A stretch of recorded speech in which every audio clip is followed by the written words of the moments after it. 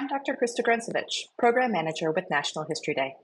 This video explores some issues you, a teacher, might encounter regarding what terms to use and avoid using while guiding students doing primary source historical research.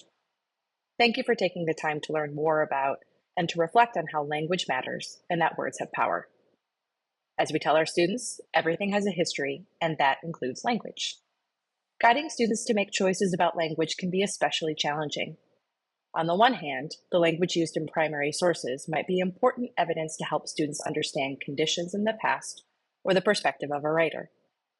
On the other hand, allowing or advising students to repeat outdated or offensive language in their own writing can detract attention from their argument and might offend readers in ways that neither you nor your students intend. To provide you with some advice and guidance, we've consulted with Dr. Leslie Harris, Professor of History and African American Studies at Northwestern University. She has researched and written extensively about pre-Civil War African American history and has participated in a number of public history projects, including the award-winning exhibition Slavery in New York at the New York Historical Society.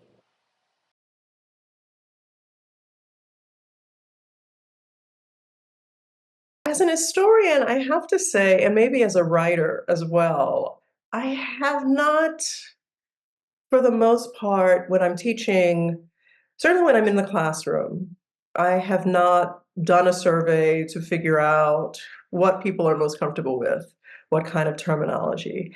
I do, however, and I continue to just pay attention to what's going on contextually in our world. I'll give you an example just on the N word from my own life experience. So I grew up, that was a word we never said. And in fact, even today, it's uncomfortable in my mouth. Like, it's hard for me to say it because it's not a word. And so sometimes I can't say it. And I say N word, which is kind of a relief because I feel like I'm stumbling over the actual word. And it's not because I feel prissy about it. It's just I literally am uncomfortable saying it. There was a moment when I was a young teacher where we were reading primary sources, historical sources, and that word was in the sources. And I wanted my students to encounter the primary sources as they were written. I did not want to edit them. I did not want them to hear N-word. And I had a conversation with them about that, with the whole class. And I said, we're going to read these sources. This is what's going on.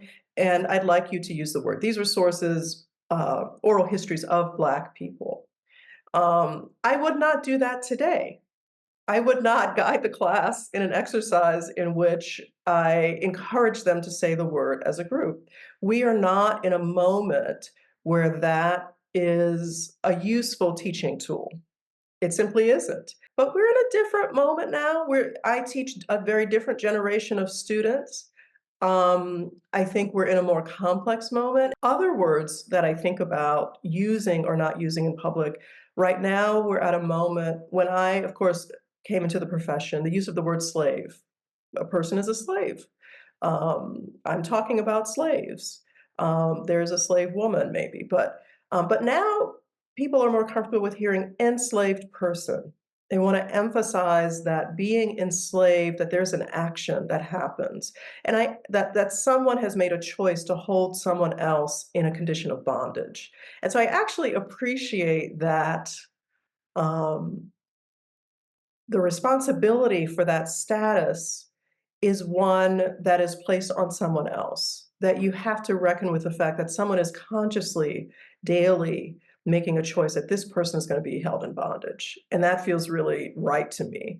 But when I'm speaking, I am more often likely to say enslaved and even correct myself to say enslaved because I think it still has a useful pedagogical aspect. And I think it causes us still to stop and think.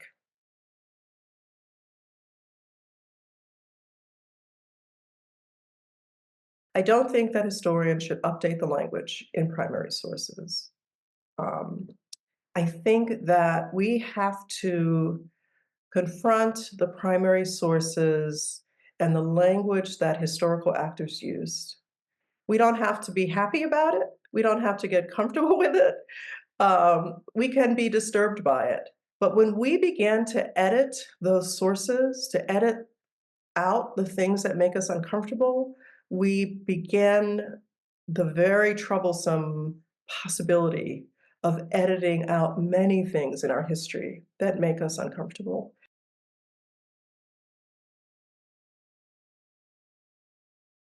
If you're not sure that a term is offensive in the present day, the first thing to do is to do a little research.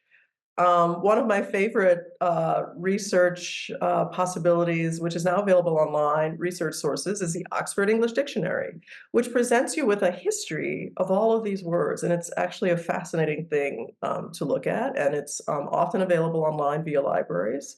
And it'll give you the origin story as best we know it and the different ways that it's been used. So that's a very old, classic way to figure out what a term means. And they do try to update it and bring it down to the present day. The other thing is to talk with your colleagues, of course.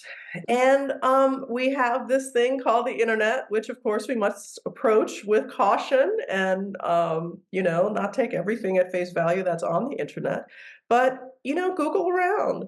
Maybe go to some of like the Smithsonian, historical associations, the American Historical Association, the Organization of American Historians, often publish works online dealing with pedagogical issues, and there may be essays there about um, language in different contexts. I've mostly focused on African American history, but of course there are many contexts in which there are troublesome words that are part of our history that we maybe don't want to use in the classroom, or we're not sure how they will hit today. And there are essays where people explain why they use certain language and why not. So I would, if you're not sure, it's time to do a little research and definitely talk with your colleagues, because sometimes these can be very much specific to the place that you live or the school within which you teach. So you also have to think about where you are. Um, what place you're teaching in, who your community is, and it's important to be aware of your context and what's appropriate. So there may be global ways in which people writing about their teaching are saying, yes, this word is not disturbing to my students, but your students and your community may have different ideas about that, and then you need to think about that.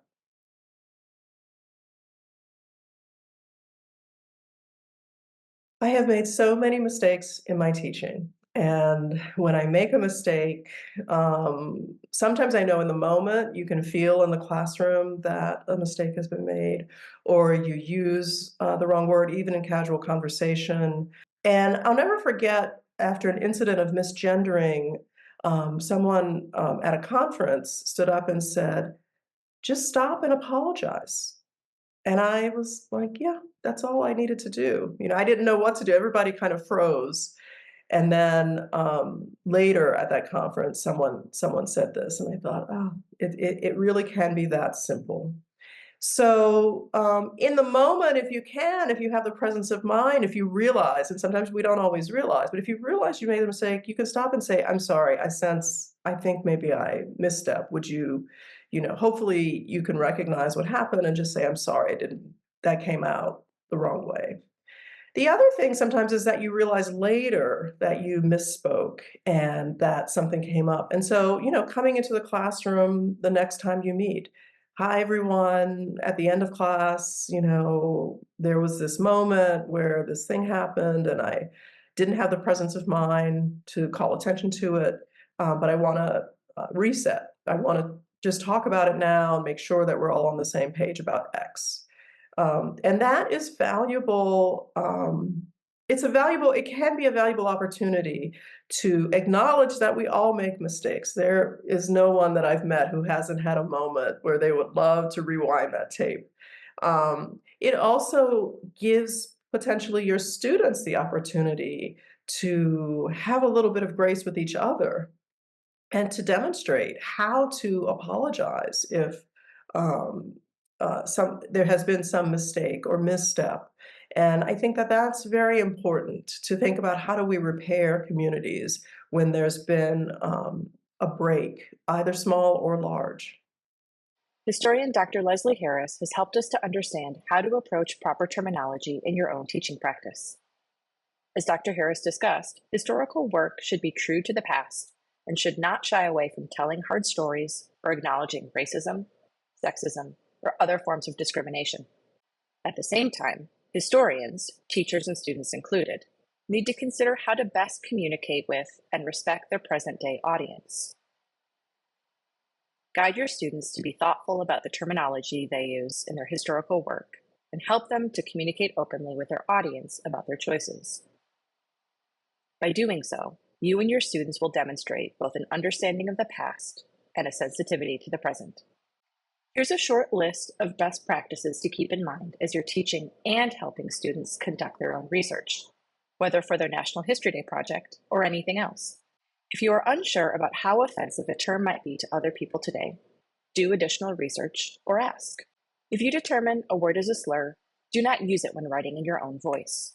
Think very carefully about whether you need to use a quote that contains insulting or defeating language. If you do feel that you need to use a quote that contains a slur, you should acknowledge that the language is offensive and explain why you chose to use it, either in your analysis or in a footnote. If you make a mistake, acknowledge it as soon as you're able and apologize. Then follow Maya Angelou's advice. When you know better, do better. We encourage you to watch the associated video resource, Proper Terminology for Students, and then share it with students in your classroom.